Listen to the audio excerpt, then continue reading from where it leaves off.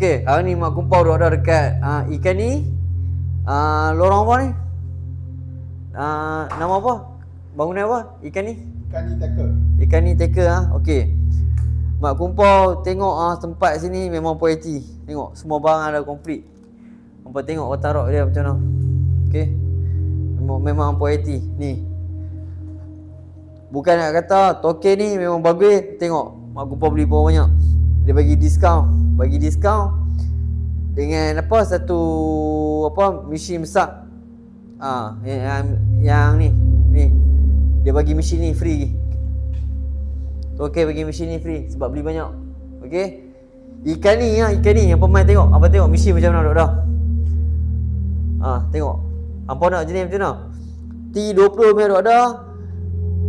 B40 main duk ada. Okey. Hampa tengok. Ini kayangan memang. Memang puas hati. Okey. Mak kumpau mak terang dekat hampa.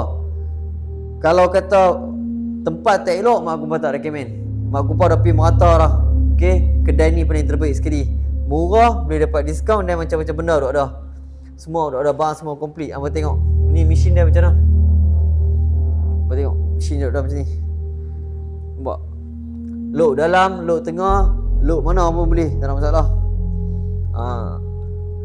Ni kasut. Bukan kata tu, ni kasut duk ada. Hampa nak macam mana? Hampa nak apa? Hampa mai dulu. Hampa mai, hampa beritahu nama mak kumpau, kata ni saya tengok mak kumpau punya video. Ni. Dia akan bagi diskaun. Token kalau tak bagi diskaun, apa komplain mai kat mak kumpau. Mak kumpau marah token nanti. Ni tengok soft rock dia macam mana. Semua duk ada komplit. Okey. Ni mak kumpau tak post dekat video mak kumpau tau. Ni kita cakap betul ni. Hampa tengok. Dah semua komplit. Semua duk ada. Hampa nak macam mana? Hampa beritahu mai. Hampa nak macam mana? Tali ke apa ke? Ni bukan senang dapat tau. Bukan semua kedai ada. Semua duk ada. Semua siap komplit. Ni kalau kata okey, hampa tak cukup bajet lah. Contohlah hampa tak cukup bajet. Bila kata bajet tu kurang ke, macam apa tak nak moden. Ni channel punya. Okey. Ni duk ada. Kod lah untuk mana yang newbie ke, siapa-siapa baru nak belajar kan. So ini mak kumpau recommend kat hampa. Yang ni semua yang elok mah. Yang ni hampa pilih je. Hampa je beritahu dekat token nak bajet berapa.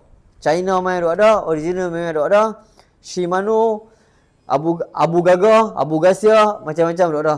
Okey. Ikan ni ikan tambah air belakang. Ikan ni. Mak kumpau hampa tahu. Mak kumpau bang benda betul mah. Hampa tengok video mak kumpau.